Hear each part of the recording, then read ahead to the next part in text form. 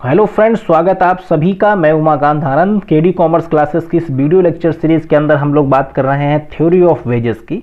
तो theory of wages में 2 lecture आपको प्रोवाइड किए गए हैं, जिसमें हम लोगों ने अलग अलग दो थ्योरीज पढ़ी, यानी कि हम लोगों ने 4 थ्योरी अभी तक पढ़ी हुई हैं। आज हम लोग इस लेक्चर के अंदर 2 और थ्योरी पढ़ने वाले हैं। एक थ्योरी जिसका नाम है मार्जिनल प्रोडक्टिविटी थ्योरी और एक theory discounted marginal productivity theory. तो इन 2 थ्योरीज पे इस लेक्चर के अंदर हम लोग डिटेल में बात करेंगे। लेक्चर स्टार्ट करने से पहले अपने बारे में आपको बता देता हूं। मेरा नाम उमाकांत आनंद है। मैं जेआरएफ क्वालिफाई हूं कॉमर्स सब्जेक्ट में। लखनऊ विश्वविद्यालय का मैं रिसर्च स्कॉलर हूं। एमकॉम एमबीए मैंने किया है। इसके अतिरिक्त मैं हायर एजुकेशन में 5 वर्ष से हूं, जहां पे मैंने UGC net commerce, CMA, CA, UG PG में बीकॉम एमकॉम और बोर्ड्स के भी स्टूडेंट को मैं समय समय पर ट्रेन करता रहा हूं। लेक्चर को स्टार्ट करते हैं हम लोग और बात करेंगे सबसे पहले कि क्या होती है marginal productivity theory. Marginal productivity theory की बात करें तो marginal productivity theory of wages is an extension of marginal productivity, यानी जो मार्जिनल प्रोडक्टिविटी थ्योरी है वो मार्जिनल प्रोडक्टिविटी थ्योरी का ये एक्सटेंशन वर्जन है। ठीक है, यानी कि जो थ्योरी ऑफ डिस्ट्रीब्यूशन हम लोग पढ़ चुके हैं इससे पहले। According to this theory wages for labour should be equal to the value of the marginal product. कहा गया कि जो वेजेस है, मतलब जो भी वर्कर है, उनकी वेजेस कैसी होनी चाहिए, जितना उनका मार्जिनल प्रोडक्शन जो प्रोडक्शन इनका बढ़ता है उस तरीके से वो इम्प्रूव करनी, उसके बराबर होनी चाहिए। ये इसको थोड़ा सा एक बार आप समझ लें। मार्जिनल प्रोडक्शन का मतलब होता है, जैसे मान लीजिए कि 10 लेबर ने मिलके 100 यूनिट बनाई 8 घंटे काम करके। उन्हीं 10 लेबर ने एक दिन 120 यूनिट बना दी 8 घंटे काम करके। तो ये जो 20 यूनिट इंप्रूव हुई हैं, इसी हम क्या बोलेंगे, मार्जिनल प्रोडक्शन। यानी जितना बढ़ा हुआ प्रोडक्शन है उसे हम बोलते हैं मार्जिनल। तो यहाँ पर एक बात ये बोली जा रही है कि wages of labour should be equal to the value of marginal production, यानी कि जो आपकी लेबर है वो कैसी होनी चाहिए, मार्जिनल प्रोडक्शन के इक्वल होनी चाहिए under condition of perfect competition. Perfect competition की मार्केट के अंदर की बात करी जा रही है। So marginal product is the addition made to the total product by the employment of 1 unit of labour. जो मैंने भी एग्जांपल के थ्रू बताया कि एक जो नंबर ऑफ लेबर्स के द्वारा जो प्रोड्यूस किया गया प्रोडक्शन है, उसमें जितना मतलब इंक्रीमेंट हुआ, जितना एडिशन हुआ है, उसे हम क्या बोलेंगे, marginal product. The value of marginal product of labour is equal to the price at which the marginal product can be sold. यानी कहा गया कि जो मार्जिनल प्रोडक्ट है, मार्जिनल प्रोडक्ट ऑफ लेबर, उस मार्जिनल प्रोडक्ट ऑफ लेबर का मतलब जिनको जो लेबर को जो वेजेस दी जाएगी या उसका जो मार्जिनल प्रोडक्ट बनेगा, उस मार्जिनल प्रोडक्ट को किस प्राइस पर सोल्ड किया गया, उसकी जो वैल्यू होगी उसके बराबर होगी। यानी जो मार्जिनल प्रोडक्शन हुआ है, ध्यान से फिर इसको एग्जाम्पल के थ्रू बताते हैं। जैसे मान लीजिए 10 लेबर 8 आवर्स वर्किंग और 100 यूनिट बनाई। 10 लेबर 8 आवर्स वर्किंग 120 यूनिट्स बनाई। तो जो एडिशन बनी 120 यूनिट्स, इसको मान लो कि मार्केट में 50 रुपये के हिसाब से बेचते हैं, तो 1000 की ये बिकी। 1000 की बिकी, तो जो लेबर का मार्जिनल प्रोडक्ट होगा, जो मार्जिनल प्रोडक्ट होगा वो कितना होगा, वो 1000 रुपये होगा। ये इसका यहाँ कहने का मतलब किया जा रहा है। यानी जितना मार्जिनल प्रोडक्ट बने आपका, उतनी लेबर्स की मार्जिनल प्रोडक्ट है। यानी कि under condition of perfect competition an employer continue to employ more and more labour till the value of marginal product is equal to the marginal factor. ये बिल्कुल हर perfect competition के अंदर हर employer की कोशिश होती है कि वो ज़्यादा से ज़्यादा लेबर एम्प्लॉय मतलब लगाए और लगाने के बाद अपने प्रोडक्शन को बढ़ाए। वो प्रोडक्शन तब तक बढ़ाने की कोशिश करता है जब तक कि उसकी मार्जिनल कॉस्ट उस मार्जिनल प्रोडक्ट के बराबर ना हो जाए।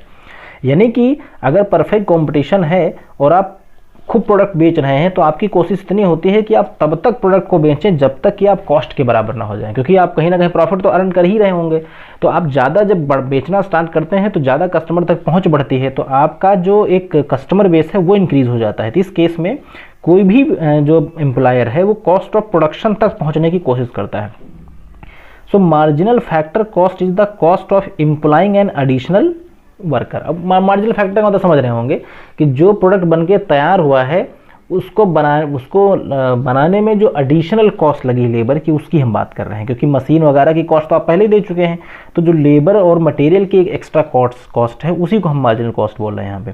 सो in order to find out the marginal productivity of labour we have to keep the quality of other factors. इसके लिए हमें कुछ अदर फैक्टर्स की क्वालिटी को कांस्टेंट करना पड़ेगा while employing one more unit of labour, यानी कि हम सिर्फ नंबर ऑफ लेबर्स को इंप्रूव कर रहे हैं, बाकी चीज़ों को हम लोग कांस्टेंट यहाँ पे रख रहे हैं।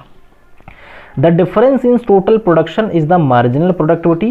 The employment of additional unit labor result in increase the output and cost. भाई जब ज़्यादा लेबर एक्स्ट्रा लगाएंगे तो आउटपुट भी थोड़ा बढ़ा देंगे और थोड़ा आपका कॉस्ट भी बढ़ा देंगे। तो as long MPP is greater than MFC, marginal productivity जो होगी वो मार्जिनल फैक्टर कॉस्ट से ज़्यादा होगी।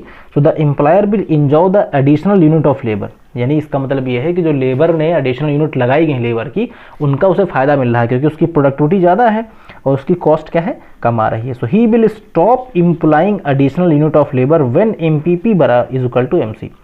भाई तब तक हम काम करेंगे जब तक हमारा MPP greater than marginal cost होगा, लेकिन अगर मान लीजिए मार्जिनल प्रोडक्टिविटी हमारी इसके बराबर हो जाए तो हम और एक्स्ट्रा नहीं काम कराएंगे, उसके नीचे फिर नहीं कराएंगे। वहाँ तक तो हम काम करा लेंगे जहाँ हमें कुछ फ़ायदा हो रहा है, बराबर तक भी एक बार पॉसिबिलिटी है, लेकिन उससे नीचे हम लोग काम करने वापस काम नहीं कराते।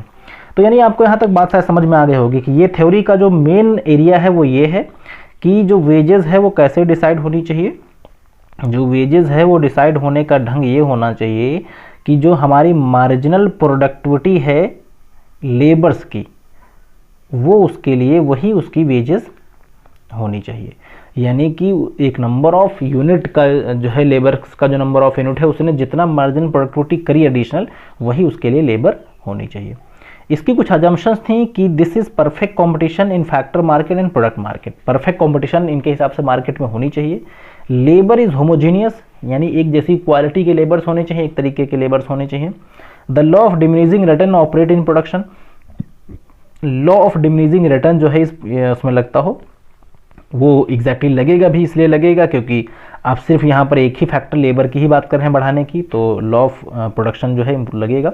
There is a free entry and exit of firm, यानी फर्म की एंट्री और एग्जिट जो है कंप्लीटली फ्री होनी चाहिए, कोई भी फर्म आ और जा सकती है, जो कि परफेक्ट कंपटीशन मार्केट यहाँ पे अज्यूम की गई है। अब हम बात करते हैं नेक्स्ट कैरेक्टरिस्टिक्स की। There is perfect knowledge about the market condition. Market condition के बारे में आपको परफेक्ट नॉलेज होनी चाहिए। The factors of production can be substitute for each other. जो फैक्टर्स ऑफ प्रोडक्शन हैं वो एक दूसरे के लिए सब्सटीट्यूट होने चाहिए। So there is free mobility of factors of production, यानी एक फैक्टर्स ऑफ प्रोडक्शन को जरूरत पड़ने पर आप दूसरी जगह भी यूज कर सकते हैं। So factors of production are divisible, यानी फैक्टर्स ऑफ प्रोडक्शन कैसे होनी चाहिए, डिवाइड, जो कि डिविजिबल हों, डिवाइड किए जा सकें। अब हम बात करेंगे इसके कुछ क्रिटिसाइज एरिया की। तो पहला क्रिटिसाइज एरिया है कि the theory deals with the demand side only. ये थ्योरी सिर्फ डिमांड साइड पर काम कर रही है, इसने भी सप्लाई साइड को इग्नोर किया है। This theory is unjust because wages are determined by marginal productivity. भाई ये भी माना जा रहा है कि सिर्फ मार्जिनल प्रोडक्टिविटी पर वेजेस डिसाइड किया जाए, ये भी कहीं ना कहीं अनजस्ट है। But just demand for workers should be paid basic average productivity. भाई कुछ केसेस में ऐसा भी तो हो सकता है कि मान लीजिए मार्जिनल प्रोडक्टिविटी ना बढ़े और वर्कर को कम पैसा मिले, तो वो भी तो कहीं ना कहीं न्यायिक नहीं है लेबर्स के लिए। तो एटलीस्ट एक एवरेज प्रोडक्टिविटी के अकॉर्डिंग तो उनको वेजेस होनी ही चाहिए, वो यहाँ पे इग्नोर की गई है। So further marginal productivity of the worker can not be calculated age factor not divisible by small unit. क्या गया, लेबर्स की जो वर्कर्स की जो मार्जिनल प्रोडक्टिविटी है वो एक, उसे आप सिर्फ फैक्टर मान के डिवाइड करेंगे स्मॉल यूनिट से, तो वो वैल्यू अच्छी नहीं होगी या सही नहीं होगा, तो वो भी कहीं ना कहीं एक ड्रॉबैक का पार्ट है। नेक्स्ट देखा जाए, factors of production are neither mobile perfect substitute. कहा गया फैक्टर्स ऑफ प्रोडक्शन जो है वो उनके अंदर मोबिलिटी की कमी होती है और वो एक दूसरे का परफेक्ट सब्स्टिट्यूट भी नहीं होते हैं। और नॉलेज इज आल्सो इम्परफेक्ट, और सबकी नॉलेज उस चीज़ को लेकर एक जैसी हो वो भी एग्जैक्टली सही नहीं होता है। This unit assume perfect competition in the perfect market, but the market of goods is characterized by imperfect competition. कहा गया कि परफेक्ट मार्केट तो होता है लेकिन इम्परफेक्ट कंपटीशन भी कुछ केसेस में होता है। So marginal productivity of labour depend not only in the support but also supply of other factors. कहा गया सिर्फ और सिर्फ हम लोग लेबर्स के अलावा और भी चीज़ों पर हमें ध्यान देना चाहिए था, तो ये इसलिए इसमें कुछ क्रिटिसाइज या कुछ कमियां हैं जो कि निकाली गई थी। आई थिंक आपको इस थ्योरी का कंसेप्ट बेसिक तौर पर समझ आया होगा। अब हम बात करेंगे डिस्काउंटेड मार्जिनल प्रोडक्टिविटी थ्योरी की। ये जो है भी काफ़ी हद तक मिलती जुलती थ्योरी है, उसी का एक मॉडिफाइड वर्जन है। So Taussig given has given a modified version of marginal productivity theory. Professor Taussig ने इस थ्योरी को डेवलप किया था। So according to this theory wages of labour is determined not by marginal product but by the discounted marginal product. इनका मानना है कि जो वेजेस है वो मार्जिनल प्रोडक्ट से नहीं, डिस्काउंटेड मार्जिनल प्रोडक्ट से डिसाइड होना चाहिए। Labourer can not get the entire amount of marginal product. कहा गया कि लेबर को मार्जिनल प्रोडक्ट का इंटायर अमाउंट देना सही नहीं है। इंटायर का मतलब सारा अमाउंट, भाई जितना एमपीपी बना है आपका, अगर वो सब लेबर को दे देंगे तो वो गलत है। क्यों है? Because production is long drown out process. कहा गया कुछ और कई प्रोसेस इसके अंदर इन्वॉल्व हैं, तो उनको भी तो इस पर कंसिडर करना चाहिए। तो इसलिए सारा एमपीपी का अमाउंट उनको ही दे दिया जाए लेबर को, वो भी कहीं ना कहीं देखा जाए जस्टिफाइड नहीं है। यानी in the same way sales also take time. कहा गया कुछ केसेस में सेल्स को टाइम लगता है। So as the labour are poor and can not wait till the product is sold. भाई सब जब जो मार्जिनल प्रोडक्ट बिकेगा, बिकने के बाद कैश में कन्वर्ट होगा तब वेजेस दी जाए, तो इतने दिन तक लेबर बेचारे भूखा मर जाएंगे। तो लेबर कहा गया आमतौर पर गरीब होते हैं, तो इतने समय तक वो सर्वाइव नहीं कर सकते हैं। So they have to be supported by the employer. उस केस में एम्प्लॉयर को उन्हें सपोर्ट करना चाहिए। The employer does not pay the full amount to the marginal product of labour, यानी कि मार्जिनल प्रोडक्ट का फुल अमाउंट ना दे बट उन्हें सपोर्ट अमाउंट देना चाहिए। So in order to compensate the risk involve in living advance of the workers, the employer deduct a certain percentage from the final product and this deduction is made to the current rate of interest। यानी कहा गया कि जो पूरा production होता है उसमें से कुछ अमाउंट वो डिडक्ट कर सकते हैं, इसलिए क्योंकि उन्होंने एक लेबर वेजेस के रूप में कुछ अगर वो अमाउंट इनिशिएट करेंगे तो उन्हें एक कहीं ना कहीं उन्हें कुछ उनसे डिडक्ट करना चाहिए। So it is discounted marginal product. कहा गया यही क्या है? यही डिस्काउंटेड मार्जिनल प्रोडक्ट है that determines the wages of labour, जो क्या करेगा? वेजेस ऑफ लेबर को डिटरमाइन करने का काम करेगा। यानी मोटे तौर पे आप ये कह सकते हैं कि ये जो थ्योरी है वो मार्जिनल प्रोडक्टिविटी थ्योरी का इम्प्रूव वर्जन है। इसमें ये कहा गया है कि लेबर को मार्जिनल प्रोडक्ट का टोटल अमाउंट नहीं देना चाहिए। क्यों नहीं देना चाहिए? क्योंकि उसमें से कुछ वैल्यू जो है वो मालिक को, एम्प्लॉयर को मिलनी चाहिए। इस वजह से क्योंकि उसने जो प्रोडक्शन में कई और भी चीज़ें इन्वॉल्व होती हैं तो उन पर भी उसकी रिस्क इन्वॉल्व होती है, तो उसलिए उससे बचने के लिए उसे एक एटलीस्ट थोड़ा सा अमाउंट देना चाहिए। दूसरी चीज़ कि एम्प्लॉयर जो है वो अपने लेबर को कुछ ना कुछ अमाउंट तुरंत इनिशिएट करे, क्योंकि जब मार्जिनल प्रोडक्ट सोल्ड होगा तब कैश में कन्वर्ट होगा, तब तक लेबर जो है वेट नहीं कर सकते। कुछ इसके भी क्रिटिसाइज एरिया है। This theory is abstract, it is deem and abstract too remote from the problem of real life. यानी कहा गया ये थ्योरी रियल लाइफ में एग्जिस्ट नहीं करती। कई ऐसी चीज़ें हैं जो रियल लाइफ से काफ़ी दूर दूर तक सही नहीं है। It is very difficult to determine the discounted marginal production of labour.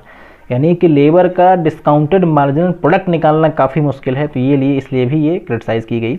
This theory fails to take into account after other factors, यानी अदर फैक्टर्स को भी यहाँ इग्नोर किया गया।